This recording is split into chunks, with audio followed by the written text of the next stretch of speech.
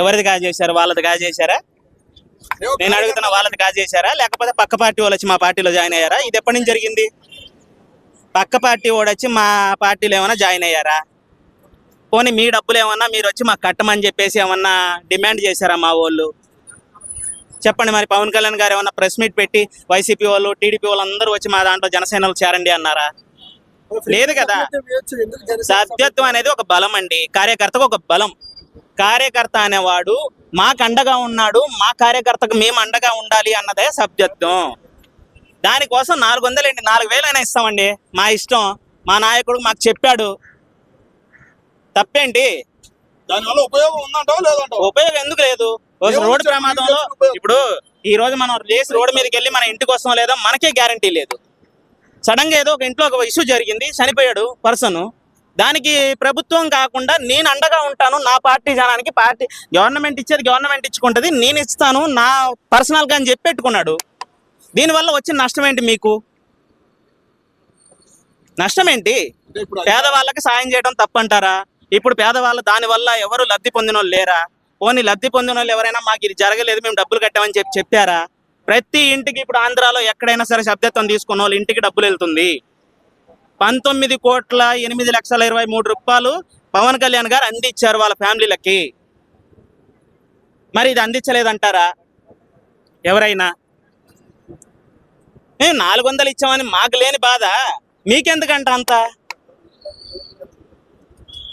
వీళ్ళు ఏమనుకుంటున్నారంటే ఇవన్నీ ఆయన మీద బురద జల్లాలి, ఇవన్నీ ఇది చేయాలి, ఆయన బ్యాడ్ చేయాలని చెప్పేసి మీకు చెప్తున్నాను కదా.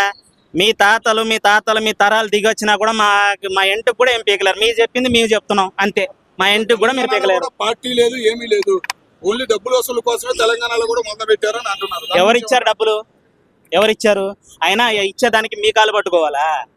కాదు కాదు, ఇచ్చేదానికి మీ దగ్గర తిప్పి కొడితే 100 కోట్లు 200 కోట్లు ఉంటుందేమో, మీ కాలు పట్టుకోవాలా? నరేంద్ర మోదీ గారి దగ్గరికి వెళ్తే లక్షల కోట్లు ఇస్తాడు కదా.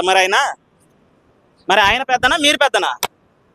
డబ్బు కోసం ఆశపడేవానికి ఈ మాట అడిగితే బాగుంటుంది. డబ్బు అంటూ ఆశ లేని వాడికి ఏం చెప్పినా మనం ఏమి ఇవ్వలేము, అది కరెక్ట్ కాదు. ఇప్పుడు మీ క్యారెక్టర్లో ఒక రీజనబుల్ క్యారెక్టర్ ఉంటుంది, దాన్ని నేను డబ్బుతో నేను కొనలేను. దాన్ని డబ్బులు తీసుకొచ్చి నేను పెట్టినా మీరు సరే పక్కకు పెట్టిపో అని అంటావు. అది ప్రతి ఓడు డబ్బుకు అమ్ముడు పోతాడు అనుకుంటా మూర్ఖత్వం. ఎందుకంటే ఒక నాయకుడిని బ్యాడ్ చేయకూడదు అని చెప్పి నేను మాట్లాడకుండా గమ్మునున్నాను, కానీ నేను మాట్లాడితే తర్వాత వాళ్ళు బ్యాడ్ అయిపోతారు.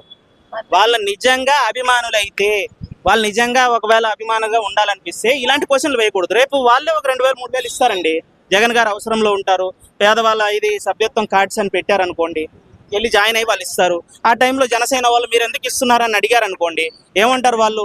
మా నాయకుడికి మా ఇష్టము, మేము అడిగితే 2,000 ఏంటి 2 లక్షలైనా ఇస్తామంటారు జగన్ గారి అబ్బాయిలు. మేము వాళ్ళ గురించి బ్యాడ్గా తిట్టామా వాళ్ళని? లేదు కదా. తప్పది. ఒక నాయకుడి ఏం ఆలోచన మనకు తెలియదు. ఒక కుటుంబానికి అండగా ఉండడానికి ఆయన పెట్టుకున్నాడు. ఇది గవర్నమెంట్ నుంచి ఏమి ఇవ్వట్లేడు, ఆయన సొంతంగా పార్టీ డబ్బు ఇస్తున్నాడు. పార్టీలో అందరు ఇచ్చేవాళ్ళు ఉంటారు. నేనే ఇప్పుడు ఇస్తాను, నెలకు 100 రూపాయలు 200 నేనే పార్టీకి సెండ్ చేస్తాను. ఎందుకు? ఆయన ఎవరినైనా అడుగుతున్నాడా నాకు ఇవ్వండి, మీరు పర్టికులర్గా ఇవ్వండి అని చెప్పేసి? తప్పది. మీరు ఆ నింద వేయటం కరెక్ట్ కాదు.